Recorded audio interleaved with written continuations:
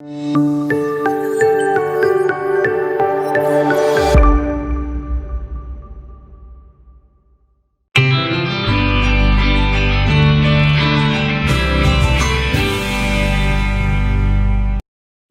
आप देख रहे हैं वार्ता फर्स्ट। ये है देश विदेश नीति और मैं हूं फ्रैंक राउजन परेरा। आपके सपोर्ट के लिए सभी को धन्यवाद। अगर आपने सब्सक्राइब नहीं किया है तो प्लीज सब्सक्राइब कीजिए और वीडियो को लाइक भी कीजिए। सारे लेटेस्ट अपडेट्स के लिए आप हमारे सोशल मीडिया हैंडल्स को भी फॉलो कर सकते हैं। वार्ता फर्स्ट की टीम एक डेली क्विज चलाती है। अगर आप उसमें हिस्सा लेना चाहते हैं तो आप वार्ता फर्स्ट के बिग पिक्चर को देख के उसमें भी भाग ले सकते हैं। यदि आपको हमारा कंटेंट अच्छा लगा तो आप यूपीआई के जरिए कंट्रीब्यूट भी कर सकते हैं। आपका एक छोटा सा कंट्रीब्यूशन हमारे लिए इस कंटेंट को जारी रखने के लिए बहुत काम आएगा। सारी जानकारी नीचे इस वीडियो के डिस्क्रिप्शन में है, तो जरूर देख लीजिएगा। चलिए शुरू करते हैं आज की चर्चा। देश विदेश नीति में आज बात करते हैं G7 सम्मेलन के बारे में। आज मेरे साथ देश विदेश नीति में जुड़े हुए हैं अशोक सज्जनहार, पूर्व राजदूत, केवी प्रसाद, वरिष्ठ पत्रकार, और श्रीराम चौलिया, विदेशी मामलों के विशेषज्ञ। चलिए सभी मेहमानों को स्वागत है भारता फर्स्ट में। और एम्बेसडर, शुरुआत आपसे करना चाहता हूं। आपके नजरिया से सम्मेलन के की टेकअवेज क्या हैं? देखिए, सबसे पहला तो मैं टेकअवे ये कहूंगा फ्रैंक, सभी जो G7 के विदेश मंत्री थे, विदेश मंत्री और डेवलपमेंट मिनिस्टर, और जो 4 और देशों के और आसियान के जो लीडर को, सेक्रेटरी जनरल को उन्होंने जो न्यौता दिया, वो सभी इन पर्सन वहां पर जा पाए। ये 2 साल के बाद पहली बार है जो सभी जो ये लीडर्स हैं वो फेस टू फेस मिल रहे हैं। अदरवाइज हमें मालूम है, क्योंकि पेंडेमिक हो रहा है इतने समय से, 1 साल से ऊपर हो गया है, और तब हम ज्यादातर जूम पर बातें करते रहे हैं या ऑनलाइन वेब के द्वारा बातचीत होती रही है, परंतु उसकी कुछ लिमिटेशंस होती हैं। तो सबसे पहले तो मैं ये कहूंगा, ये सभी नेता वहां पर मिले, सभी विदेश मंत्री वहां पर मिले, बातचीत हुई, और मेरे ख्याल से बहुत ही ज्यादा कॉम्प्रिहेंसिव जो वहां का डिक्लेरेशन आया है, करीब 87 उसके पैराग्राफ हैं, करीब 25 पेज पर वो है।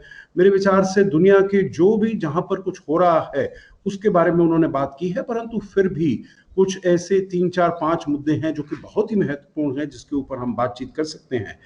तो सबसे पहले ये, और दूसरा जो अब जून 10 और 11 में कॉर्नवाल में जो होने वाला है सम्मेलन, G7 का शिखर सम्मेलन होने वाला है, और उसमें भी ये जो 4 देश हैं जिनके विदेश मंत्रियों को बुलाया गया था, भारत, दक्षिण कोरिया, ऑस्ट्रेलिया और साउथ अफ्रीका, दक्षिण अफ्रीका, और उसके अलावा सेक्रेटरी जनरल आसियान को भी बुलाया गया था।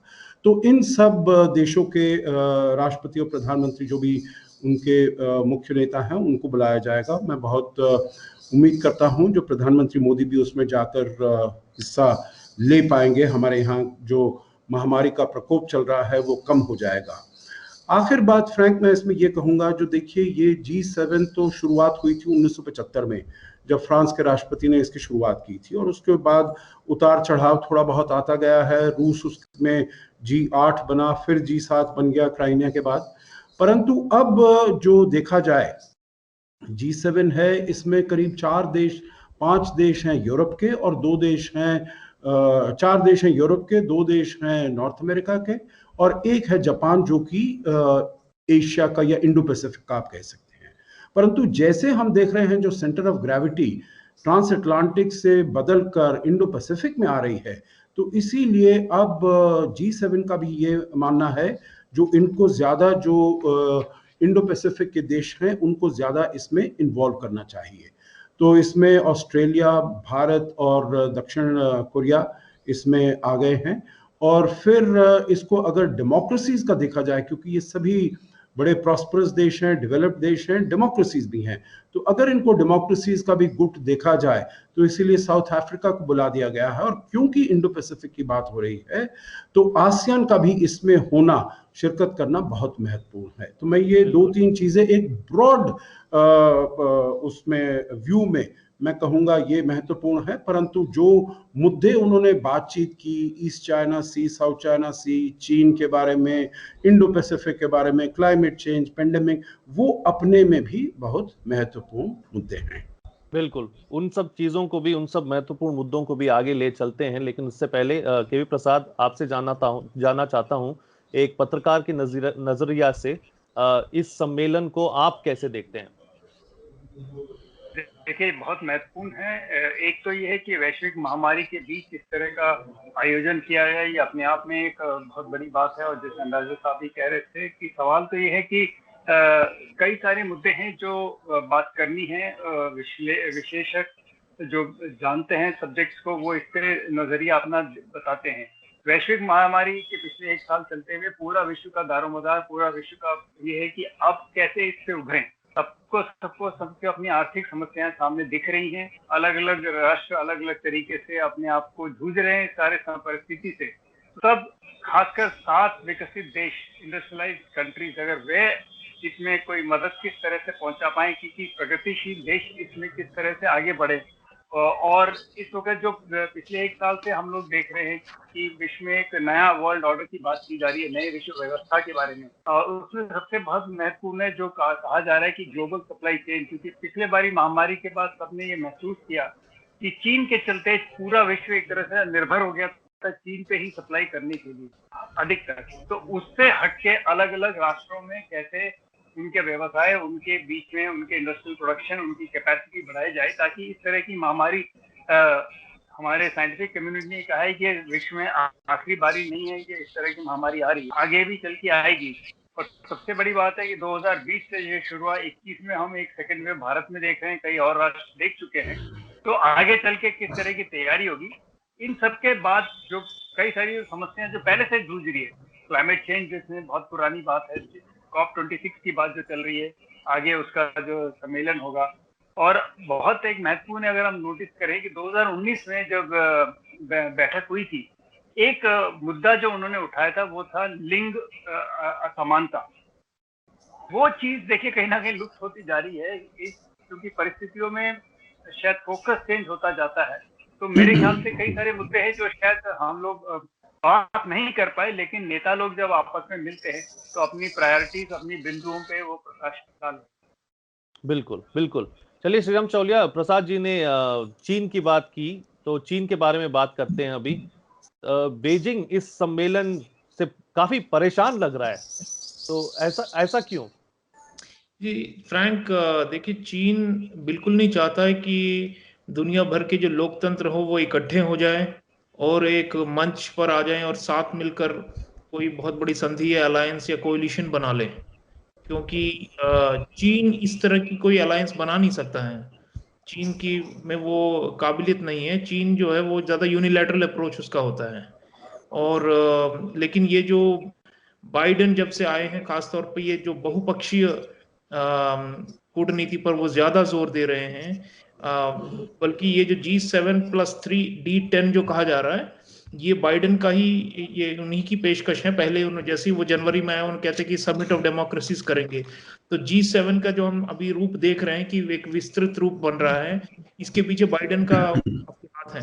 तो मेरे ख्याल से चीन इसीलिए नाराज है क्योंकि चीन नहीं चाहता है कि ये जो लोकतांत्रिक मूल्य हैं और सिद्धांत है, इसके आधार पर कई देश एक जमावट बन जाए और वो चीन पर दबाव डालें। आप देखिए G7 का जो डिक्लेरेशन है जो बाहर आया फॉरेन मिनिस्टर्स का, जिसमें डॉक्टर जयशंकर भी गए थे और ऑस्ट्रेलिया, साउथ अफ्रीका, ये सब भी, साउथ कोरिया, ये सब भी शामिल थे। इसमें चीन की काफी निंदा की गई है, खास तौर पे ह्यूमन राइट्स पर। शिनजियांग में जो हो रहा है, हांगकांग में हो रहा है, तिब्बत का भी जिक्र है इसमें।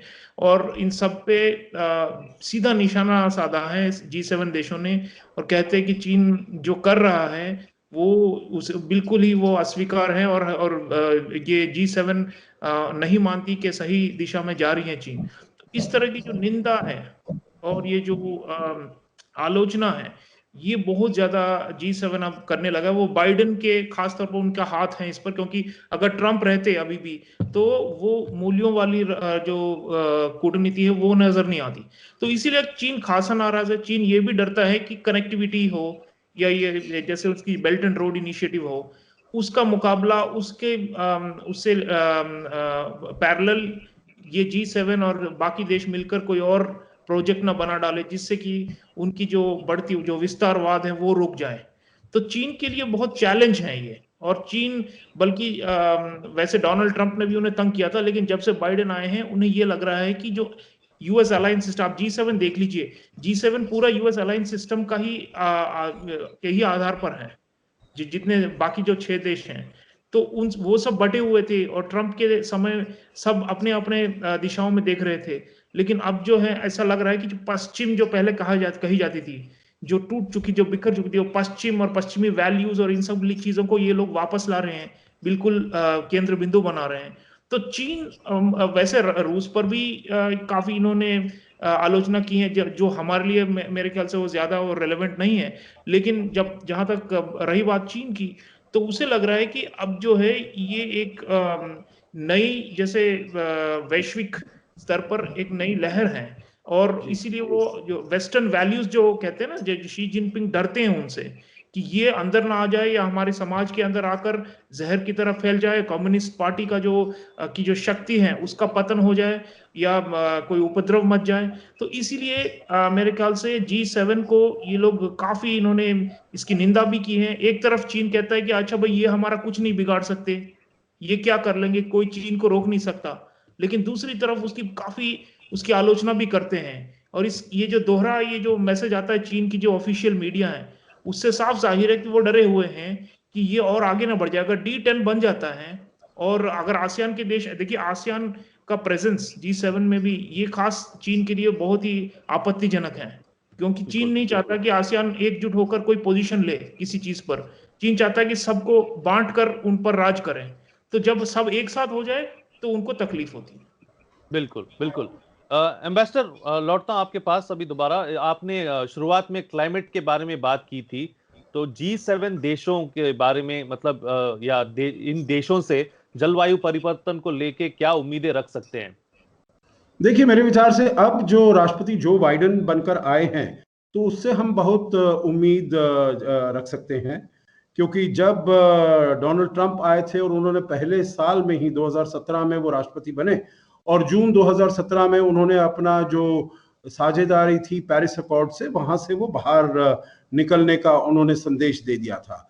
तो इससे जो क्लाइमेट चेंज के ऊपर जो बातचीत हो रही थी, वायु प्रदूषण के ऊपर और जो चीजें हैं, बायोडाइवर्सिटी है, उसको बहुत बड़ा धक्का लगा था। क्योंकि हालांकि अमेरिका सबसे बड़ा प्रदूषणकारी नहीं है देश पूरी दुनिया में, चीन ने अब वाली जगह ले ली है। चीन करीब 30% अगर ग्रीन हाउस गैसेस देखें उसका एमिशन करता है, और अमेरिका उससे अब काफी कम हो गया है, करीब 18-20% उसका योगदान है। परंतु फिर भी वो बहुत ही मेजर कहा जाए जो पोल्यूटर है, परंतु उसके पास टेक्नोलॉजी भी है, उसके पास कैपिटल भी है।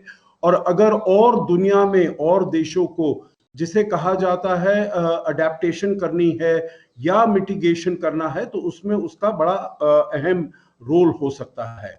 परंतु जब जो बाइडेन आए हैं, उनका सबसे पहला कदम ये था जो उन्होंने पेरिस एग्रीमेंट ज्वाइन कर लिया है। डोनाल्ड ट्रंप क्लाइमेट डिनायल में थे। जो बाइडेन बिल्कुल समझते हैं जो क्लाइमेट चेंज एक रियलिटी है, और इसमें हमें आगे इसको बातचीत करनी है और आगे लेकर जाना है। तो अब चुनौतियां बहुत हैं, क्योंकि हम कहते हैं जो पूरी दुनिया में जो एटमॉस्फेयर में जो कार्बन स्पेस है, करीब 80% हमने ले लिया गया है। अगर पेरिस अकॉर्ड के जो हमारे नेशनल डिटरमिन्ड कॉन्ट्रीब्यूशंस हैं, उसको भी अगर हम पूरा करें, फिर भी इस सदी के आखिर तक 2 डिग्री ऊपर टेम्परेचर हो जाएगा।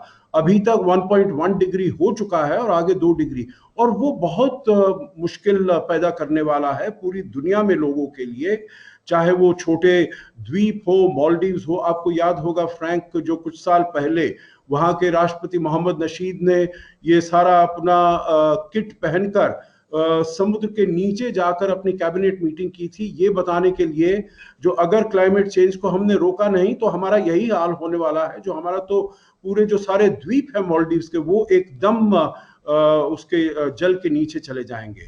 तो वैसे जो टापू हैं, बांग्लादेश है, भारत जैसे जो देश हैं, वहां पर ड्राउट्स होंगे, क्लाइमेट चेंज का बहुत ज्यादा उसका प्रभाव पड़ेगा एग्रीकल्चर पर, खेती बाड़ी पर, और भोजन को बनाने में बहुत इसका बुरा प्रभाव पड़ेगा। तो इसीलिए सभी देशों को साथ में मिलकर काम करना चाहिए। भारत का जो रोल है, हमने अभी सुना है, कल जो इंडिया EU समिट हुआ है उसमें प्रधानमंत्री ने क्या कहा, जो भारत ही एक ऐसा देश है जिसने कि अपनी पेरिस अकॉर्ड में जो कमिटमेंट है उनको पूरी तरीके से किया है, और 2030 तक हम बिल्कुल उसके आगे तक लेकर जाएंगे। अब जो अमेरिका के हैं सेनेटर कैरी, वो भी पूरी दुनिया में घूम रहे थे कुछ समय पहले। यूरोप ने भी कहा है जो हम बाय 2050 कार्बन न्यूट्रल फ्री हम अपनी इकोनॉमीज को बनाएंगे। तो मेरे ख्याल से सब देशों को अपनी जो एम्बिशंस हैं उनको और आगे लेकर जाना होगा, क्योंकि ये सभी देश मिलकर ही इसके साथ जूझ सकते हैं। कोई देश अगर अकेला कहे जो वो जूझेगा तो वो सही नहीं होगा। तो ये एक अच्छा मुद्दा है। इनका जो फॉरेन मिनिस्टर का जो डिक्लेरेशन है उसमें अच्छी इसके बारे में कहा गया है, परंतु पूरे सभी देशों को, जिसे कहा जाता है वॉक द टॉक, जो वो कह रहे हैं उसके ऊपर कार्यान्वित करके उनको दिखाना पड़ेगा। बिल्कुल बिल्कुल सही कहा आपने एम्बेसडर साहब। चलिए केवी प्रसाद, चर्चा को आगे बढ़ाते हैं। तो एक और जो बड़ा आउटकम जो था वो था वैक्सीन पेटेंट वेवर। इस पे आपका क्या राय है? देखिए, ये तो भारत और साउथ अफ्रीका की तरफ से पहल हुई थी, क्योंकि वैश्विक महामारी में जिस तरह से पिछले साल भर से ही WHO कह रहा है कि जो वैक्सीन को लेके जो नेशनलिज्म हो रहा है, यानी राष्ट्रवाद हो रहा है, कि विकसित राष्ट्र अपने आप को वैक्सीन खरीद के अपने घर में रख लिया है। जैसे अमेरिका के बारे में सब जानते ही हैं कि 300 अगर मिलियन उनकी जनसंख्या है तो शायद 900 मिलियन उन्होंने दवाइयां खरीद के रख ली अपने साथ ही। उसके पीछे हाल फिलहाल भारत के साथ भी चर्चा हुई है। तो ये एक, और खासकर जो गरीब मुल्क है जिनके पास कोई साधन ही नहीं है, अपने साधन ही नहीं है, अपने रोजमर्रा की जिंदगी बड़ी मुश्किल से बसर कर रहे हैं, उनके लिए किस तरह से, और एक गैवी जो पूरा सिस्टम बनाया गया WHO और UN के तहत, उसमें भारत की भी पहल रही। ठीक है, इस फिलहाल हमने उसमें प्रोत्साहन दिया भी था शुरुआत में, लेकिन अब हमारे अपनी समस्या को चलते हुए हमने उसमें अभी रोक लगाई है। तो ये एक, अगर पेटेंट्स को लेके जो झगड़ा है, और सबसे बड़ा मेरे को लगता है महत्वपूर्ण है कि जो बाइडेन का एडमिनिस्ट्रेशन है, उन्होंने जो ट्रिप्स के में जो वेवर की बात कही है, ये अपने आप में बहुत बड़ी चीज है, क्योंकि फार्मा कंपनी जो हैं वो कहते हैं कि इसके विरुद्ध हैं, और अमेरिका में दबदबा उनका काफी रहता है। जैसे वहां पे उनकी हस्तक्षेप और उसमें राजनीति में और उनकी पॉलिटिक्स में और उनकी पॉलिसी मेकिंग में वहां की फार्मा कंपनीज का काफी दबदबा रहता है। वहीं नहीं, और भी जो विकसित देश हैं।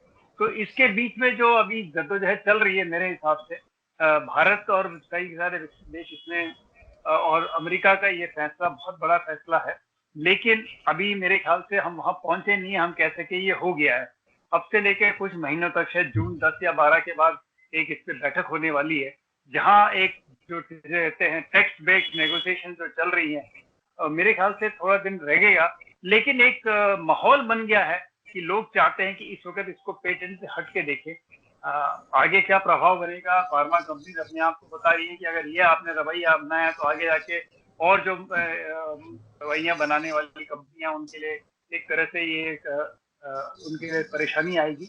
मेरे ख्याल से अभी बहस जारी है। फिलहाल पूरा विश्व का जो कहा जाता है nobody safe till everybody safe, सबको वैक्सीन लगना चाहिए, मेरे ख्याल से वही इस वक्त नजरिया है।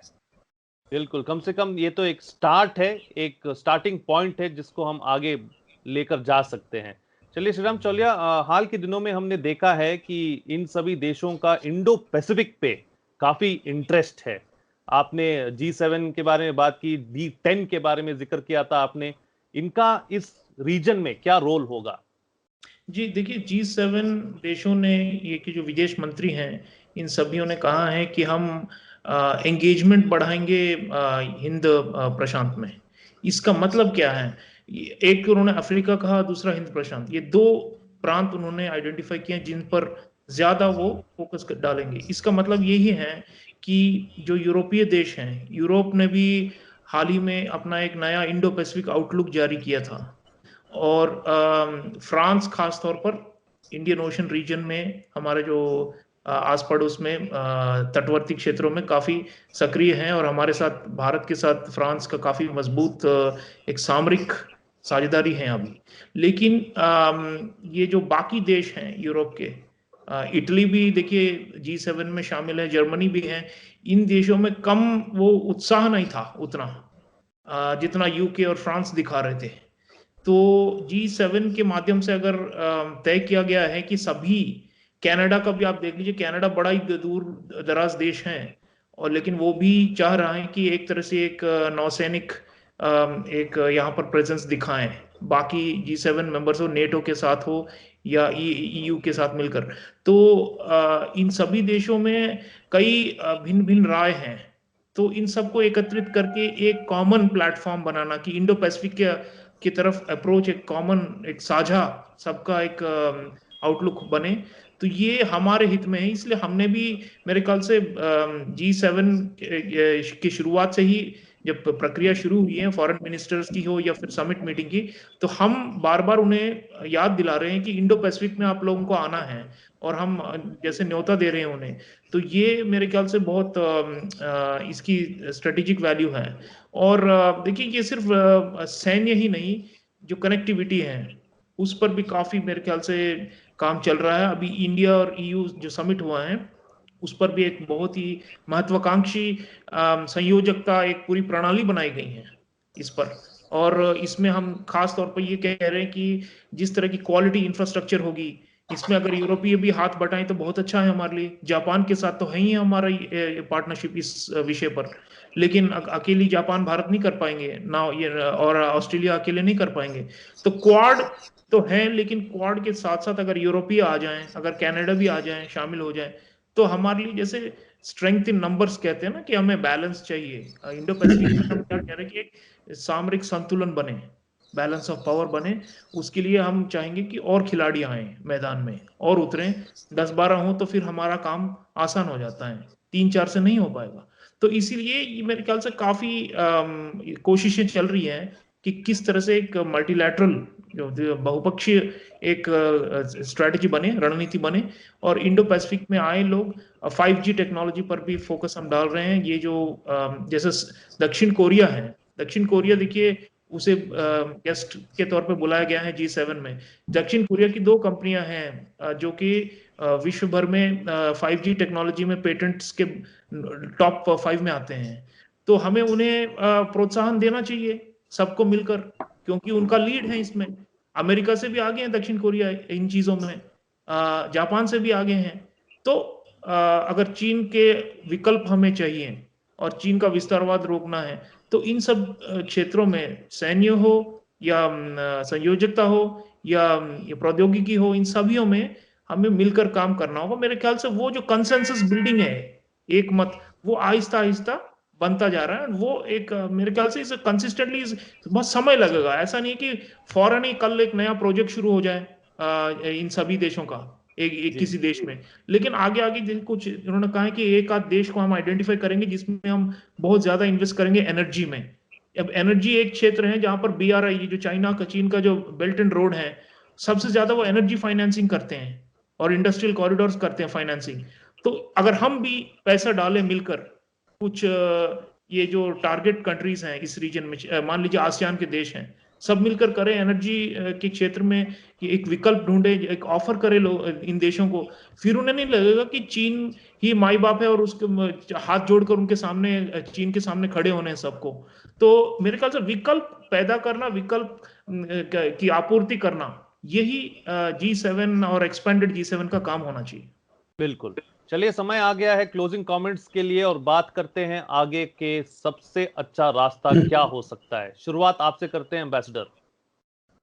देखिए, आगे का रास्ता तो साफ दिखाई दे रहा है फ्रैंक का। अगले महीने 10-11 तारीख को कॉर्नवॉल में समिट होने वाला है, शिखर सम्मेलन होने वाला है। वो पहली बार, जैसे मैंने शुरुआत में भी कहा था, पहली बार फेस टू फेस वहां पर होगा।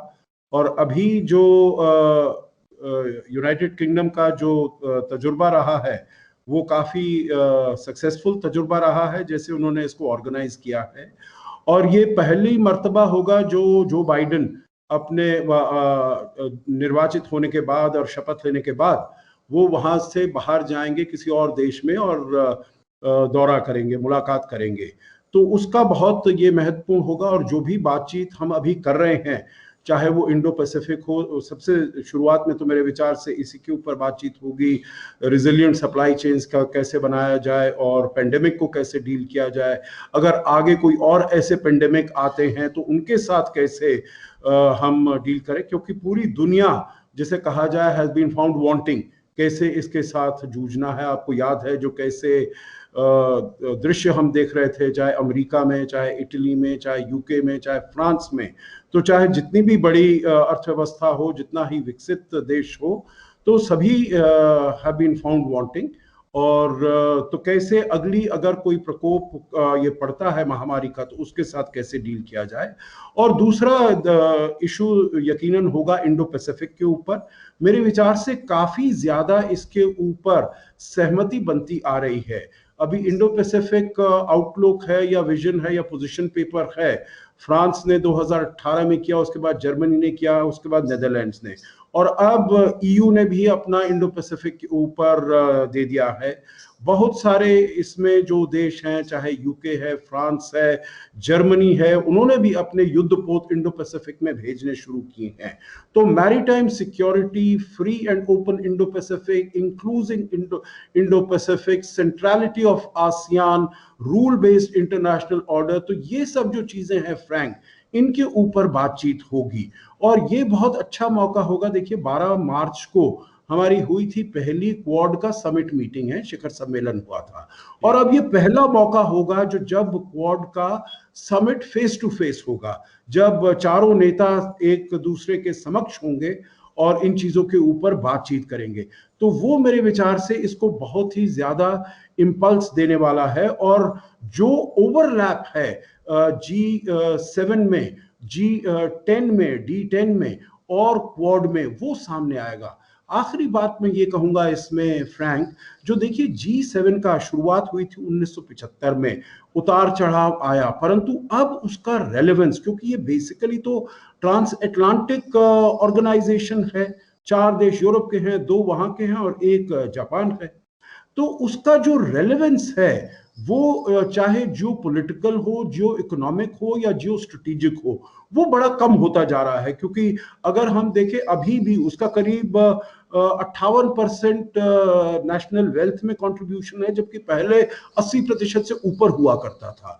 अब उसका करीब 46% जीडीपी कंट्रीब्यूशन है नॉमिनल, और अगर परचेजिंग पावर पैरिटी में देखें तो 32% है।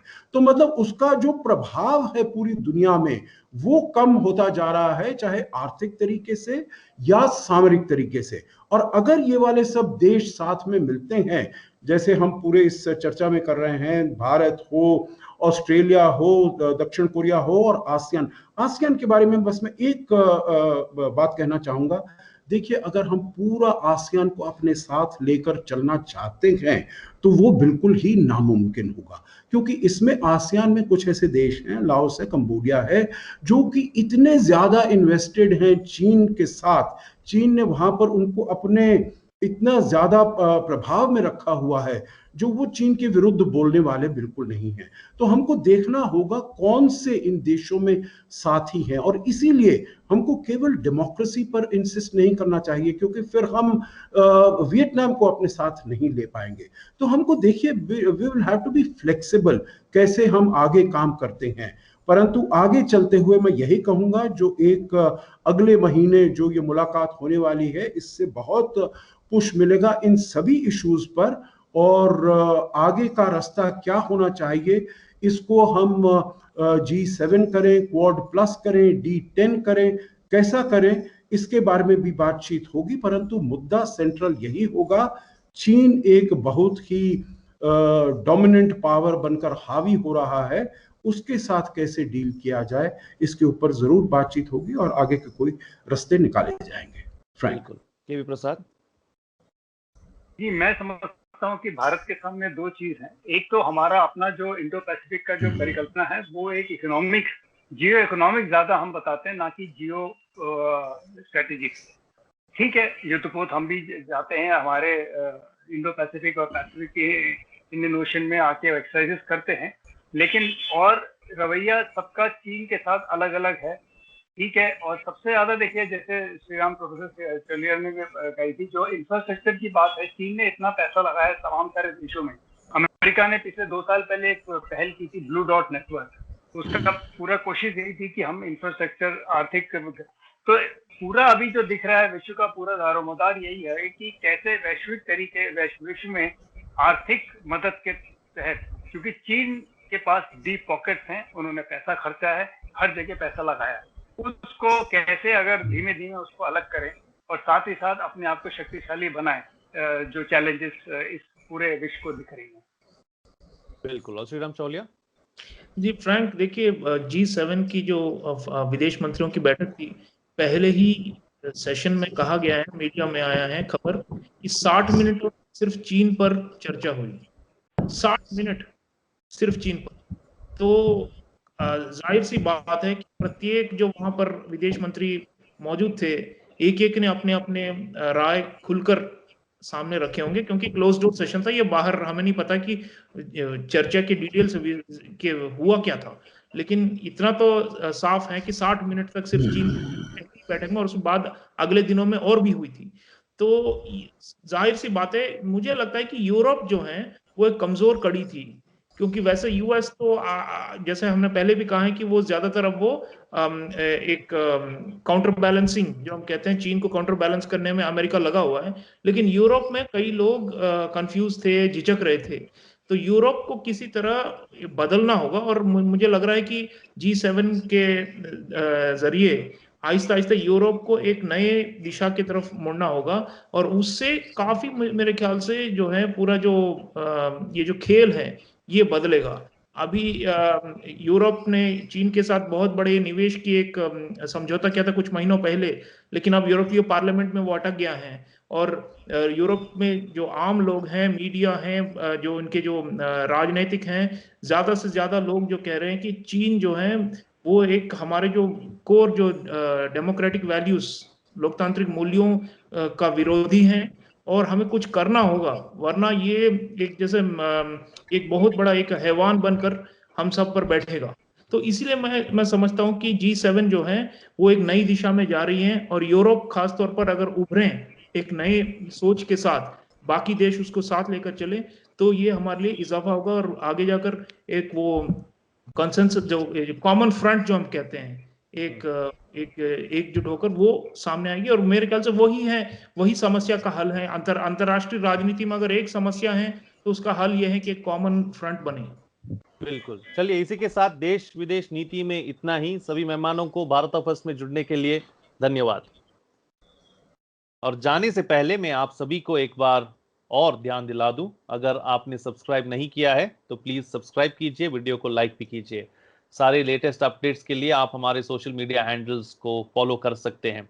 भारत फर्स्ट की टीम एक डेली क्विज चलाती है, अगर आप उसमें हिस्सा लेना चाहते हैं तो आप भारत फर्स्ट के बिग पिक्चर को देख के भाग ले सकते हैं। यदि आपको हमारा कंटेंट अच्छा लगा तो आप यूपीआई के जरिए कंट्रीब्यूट भी कर सकते हैं। आपका एक छोटा सा कंट्रीब्यूशन हमारे लिए इस कंटेंट को जारी रखने के लिए बहुत काम आएगा। सारी जानकारी नीचे इस वीडियो के डिस्क्रिप्शन में है, एक बार जरूर देख लीजिएगा। फिर से आप सभी को धन्यवाद। मिलते हैं इसी समय अगले हफ्ते, तब तक के लिए देखते रहिएगा भारत फर्स्ट।